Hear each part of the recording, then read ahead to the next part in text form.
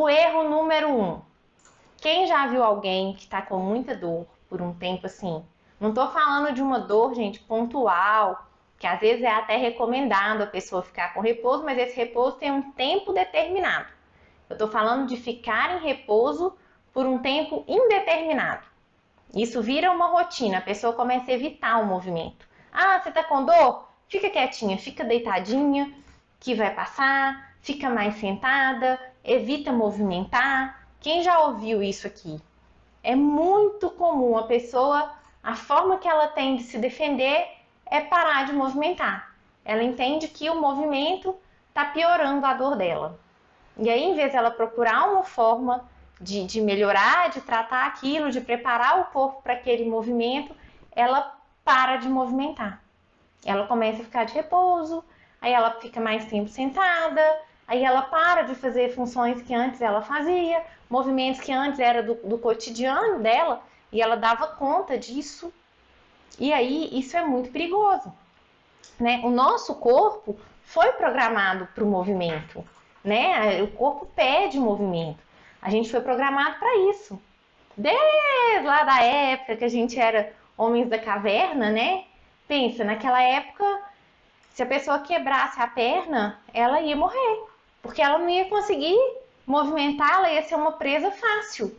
Então, se você ficasse sem movimentar, você já estava ali com o pé na cova. Então, a gente sempre precisou movimentar.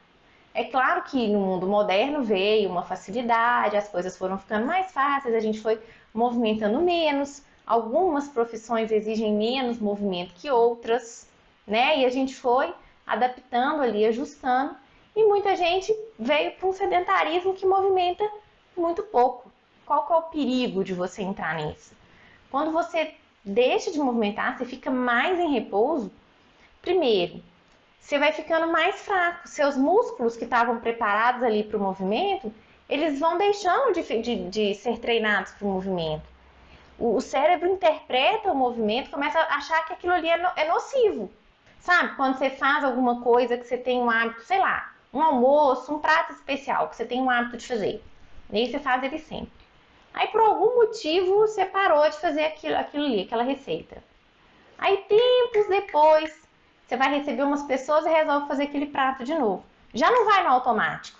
Às vezes você fala, nossa, eu preciso olhar lá no Google, no caderno de receita, ou ligar para fulana para saber como é que faz, porque você já esqueceu, já desprogramou aquilo ali. Então a gente não pode deixar isso acontecer com os movimentos.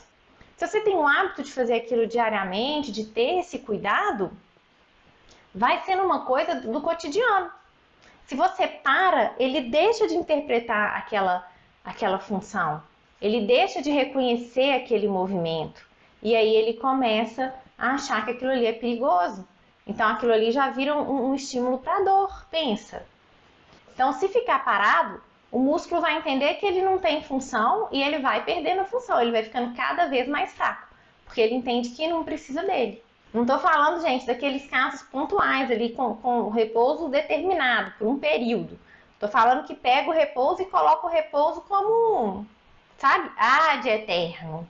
Um dia eu volto a movimentar. Um dia eu volto a cuidar do meu corpo.